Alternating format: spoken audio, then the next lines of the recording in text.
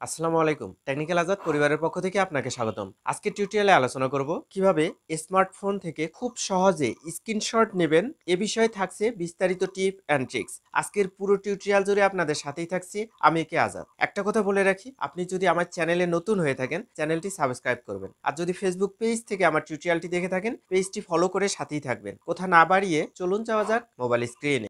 Mobile ফোনে screenshot নেওয়ার সবচেয়ে সহজ এবং কার্যকারী উপায়টি এখন আপনাদের মাঝে শেয়ার করতেছি। এর জন্য সোজা প্লে স্টোরে চলে যাবেন। আমি প্লে স্টোরে ক্লিক করে দিচ্ছি। দেওয়ার পরে প্লে স্টোরের নিচে সার্চ অপশন, এখানে ক্লিক করলাম। উপরে সার্চ অপশনে লিখে দিচ্ছি স্ক্রিনশট অ্যাসিস্ট্যান্ট। আমি উপরে লিখে দিচ্ছি স্ক্রিনশট অ্যাসিস্ট্যান্ট। লেখার সঙ্গে সঙ্গে সার্চ দিচ্ছি।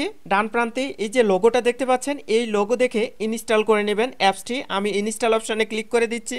অ্যাপসটি ইনস্টল হয়ে গেছে। কেটে দিয়ে বের হয়ে আসতেছি প্লে স্টোর থেকে এবং আমার ফোনে যে অ্যাপসটি এসেছে সেই অ্যাপসে চলে যাচ্ছি সেটিংস করে নেওয়ার জন্য। স্ক্রিনশট অ্যাসিস্ট্যান্টে ক্লিক করে দিচ্ছি। ক্লিক করার পর এই যে তীরের মতো আইকনটা ডান দিকে নিচে, এখানে ক্লিক করে দিচ্ছি। এখানে ক্লিক করার পর নেক্সট অপশন রয়েছে, নেক্সট অপশনে আবার ক্লিক করে দিচ্ছি।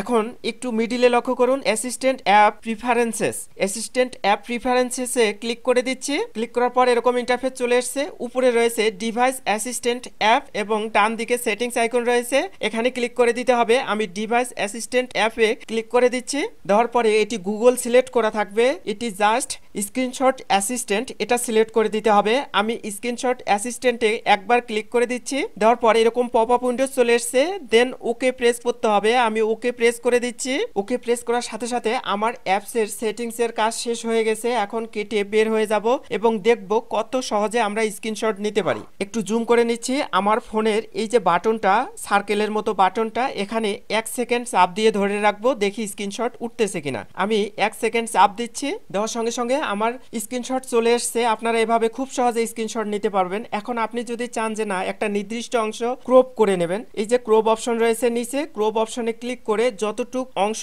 আপনার স্ক্রিনশট নেওয়া প্রয়োজন ঠিক ততটুক জায়গা আপনারা স্ক্রিনশট নিতে পারবেন। অন্যথায় এই যে ডাউনলোড অপশন রয়েছে, ডাউনলোডে ক্লিক করে পুরোটাই নিতে পারবেন। আমি একটু ক্রপে ক্লিক করলাম, করে যতটুকু জায়গা আমার প্রয়োজন ঠিক ততটুকু জায়গা এখানে সিলেক্ট করে নেব এবং অতটুকু জায়গার আমার যাতে স্ক্রিনশট আসে এইটুক জায়গা নেব, আর বেশি নেব না। তারপরে আমরা যদি ক্রপে ক্লিক করে এটা ক্রপ করে নেই, দেন ডাউনলোড করি, তাহলে কিন্তু আমাদের গ্যালারিতে এটা চলে যাবে। দেখুন এইটুক জায়গা সিলেক্ট করলাম। এখন আমি ডাউনলোডে ক্লিক করে দিচ্ছি।